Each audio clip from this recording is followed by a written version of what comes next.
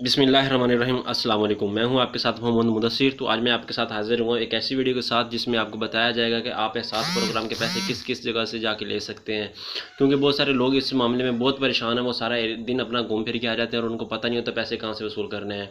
तो मज़ीद आगे बढ़ने से पहले मेरी आपसे रिक्वेस्ट है, आप मेरे चैनल को सब्सक्राइब करें, लाइक करें, शेयर करें और कमेंट करें, ताकि आपको इस तरह की रियल इन्फॉर्मेशन लम्हा ब लम्हा हर घंटे बाद आपको अगर एहसास प्रोग्राम के वाले से कोई भी इन्फॉर्मेशन आती है तो आपको मिले।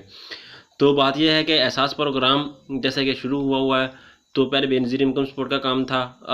बेनज़ीर इनकम सपोर्ट वालों ने दिए पैसे। अब सेकंड मरले में जिन्होंने दाद इंसाफ 80-70 और 81-71 से मैसेज किया तो उनको पैसे मिल रहे हैं। तो बहुत सारे लोग इसमें परेशान हैं कि वो पैसे लेने कहाँ से। उनको मैसेज तो आ जाता है लेकिन उनको परेशानी है कि वो पैसे लें कहाँ से। तो मेरी आपसे रिक्वेस्ट है कि आप मेरी इस पूरी वीडियो को देखें, ताकि आपको आपके एरिया में के बारे में पता चल सके एग्जैक्ट कि आपने पैसे कहाँ से लेने हैं। अगर आपका एरिया मिस हो जाता है तो आपने मुझे यूट्यूब पे जाके कमेंट करना है।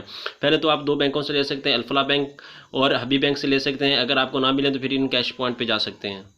प्लीज़ इस वीडियो को पूरा देखिएगा ताकि आपको आपका एरिया समझ आ सके और आप अपना एरिया ढूंढ सकें आसानी से।